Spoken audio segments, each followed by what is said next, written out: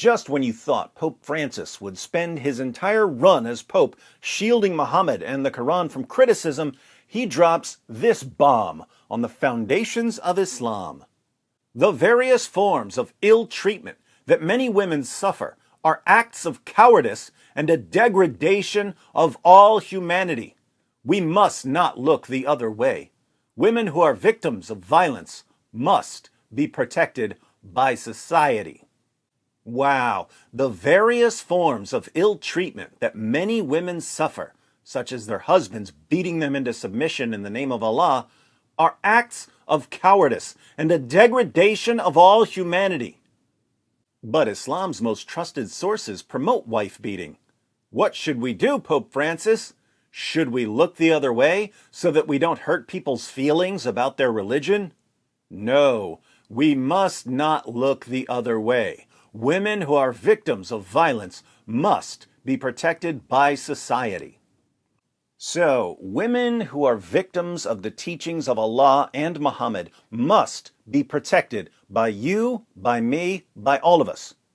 Man, I wasn't going to say anything about wife beating in Islam because I don't like to cause division, but since Pope Francis is telling us to protect women, who am I to refuse?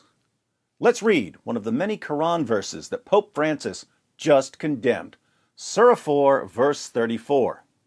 Men are in charge of women, because Allah hath made the one of them to excel the other, and because they spend of their property for the support of women. So good women are the obedient, guarding in secret that which Allah hath guarded. As for those from whom ye fear rebellion, admonish them and banish them to beds apart, and scourge them. Then, if they obey you, seek not a way against them. Lo, Allah is ever high, exalted, great. What was this scourging like in the time of Muhammad? We don't need to guess. We can just read Sahih al-Bukhari, 5285. Narrated Ikramah, Rifa divorced his wife, whereupon Abdurrahman bin Az-Zubair al-Qurazi married her. So, there's the ex-husband, Rifa, the new husband, Abdurrahman, and the wife. Aisha said that the lady came wearing a green veil and complained to her, the woman complained to Aisha, of her husband and showed her a green spot on her skin caused by beating. It was the habit of ladies to support each other, so when Allah's messenger came, Aisha said, I have not seen any woman suffering as much as the believing women. Look, her skin is greener than her clothes. Now I'm confused. It was the habit of ladies to support each other? Why would the ladies need to support each other against their husbands when their husbands all learned Islam directly from Muhammad? Wouldn't these be the best husbands in the world? Not according to Muhammad's child bride Aisha, who says, I have not seen any woman suffering as much as the believing women. According to Aisha, the mother of the faithful, whose first job was scraping all the semen off Muhammad's clothes before he headed to the mosque, Muslim women were treated worse than pagan women. Then Aisha says, her skin is greener than her clothes. This man beat his wife until her skin turned green. I didn't say it, Aisha did.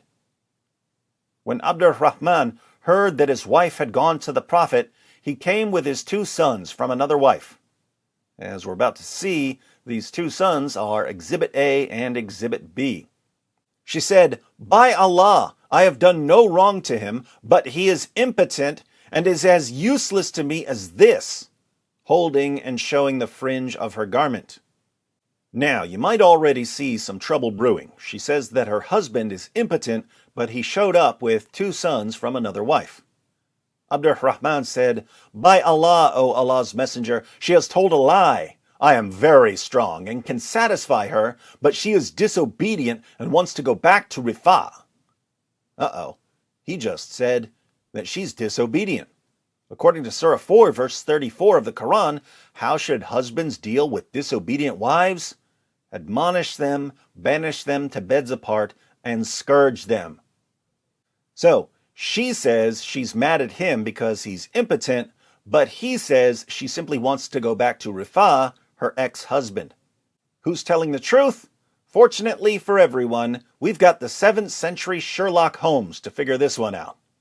Allah's messenger said to her, "If that is your intention, then know that it is unlawful for you to remarry Rifa unless Abdurrahman has had sexual intercourse with you."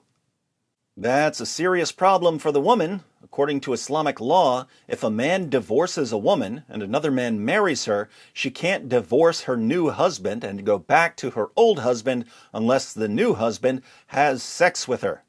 But the woman with the green skin says that her new husband is impotent, which means that he can't have sex with her, which means that she can never go back to her old husband.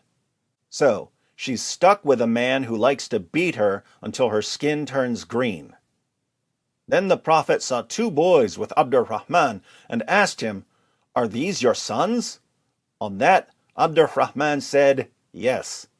The Prophet said, "You claim what you claim, i.e., that he is impotent, but by Allah, these boys resemble him as a crow resembles a crow." In other words, the woman is lying. So, case closed. Shame on her for lying about her husband. Notice, Muhammad assumes that just because a man wasn't impotent years ago when he had 2 sons, he therefore can never become impotent. That's ridiculous. Of course you cannot be impotent when you're younger, but then eventually become impotent when you're older. So it's just his word versus her word on this. His word versus her word. She said he was impotent. He said she was lying because she wanted to go back to her former husband. So he beat her until her skin turned green to teach her a lesson about complaining. And what was Muhammad's response? "Shame on you, woman, for lying about your husband. You deserve every beating you got." No wonder Aisha, the mother of the faithful, said that even pagan women were treated better than Muslim women. So, wife beating is perfectly acceptable in Islam. Allah says so, Muhammad says so. As much as we might want to look the other way so that we don't hurt people's feelings about their religion, Pope Francis says that Islamic domestic violence is a degradation to all humanity, and that society must condemn it and protect the victims of Muhammad's teachings. You know what? Pope Francis is right. You're right on that. You're right on that. You're right on that. It just backfired on you. You're right on that. You're right on that. You're right on that. It just backfired on you. This is a part of our religion. There's a reason to it. Yeah?